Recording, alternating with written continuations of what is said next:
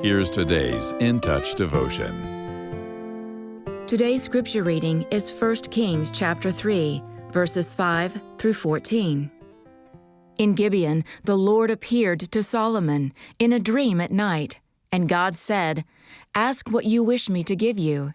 Then Solomon said, "You have shown great loving kindness to your servant David, my father, according as he walked before you in truth and righteousness and uprightness of heart toward you. And you have reserved for him this great loving kindness, that you have given him a son to sit on his throne as it is this day. Now, O Lord my God, you have made your servant king in place of my father David. Yet I am but a little child. I do not know how to go out or come in. Your servant is in the midst of your people, which you have chosen, a great people, who are too many to be numbered or counted.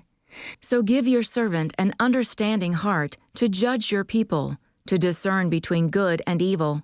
For who is able to judge this great people of yours?" It was pleasing in the sight of the Lord that Solomon had asked this thing. God said to him, "Because you have asked this thing, and have not asked for yourself long life, nor have asked riches for yourself, nor have you asked for the life of your enemies, but have asked for yourself discernment to understand justice. Behold, I have done according to your words. Behold, I have given you a wise and discerning heart, so that there has been no one like you before you, nor shall one like you arise after you. I have also given you what you have not asked, both riches and honor, so that there will not be any among the kings like you all your days. If you walk in my ways, keeping my statutes and commandments, as your father David walked, then I will prolong your days." Imagine if God showed up and said, "What do you want? Ask and I'll give it to you." How would you answer? Most of us would ask for loved ones' safety, enough money to meet our needs, or a long, healthy life. Solomon may have been tempted to name something similar, but he made a different request. What he wanted was an understanding heart, so he could serve God's people well.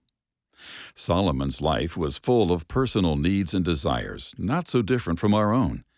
But when given the opportunity to ask God for anything, he prioritized the Lord's concerns.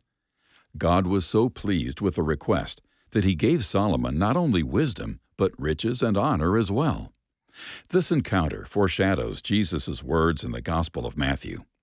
"But seek first his kingdom and his righteousness, and all these things will be provided to you." God won't necessarily give wealth, influence, or long life because we put his priorities first. But for those of us who are believers, he will always be faithful to provide all we need according to his purposes. Solomon's heart was set on seeking God's kingdom and righteousness, and the Lord honored that in a multitude of ways, both tangible and intangible. When we make God's priorities ours, we too are in position to see him work mightily in our life.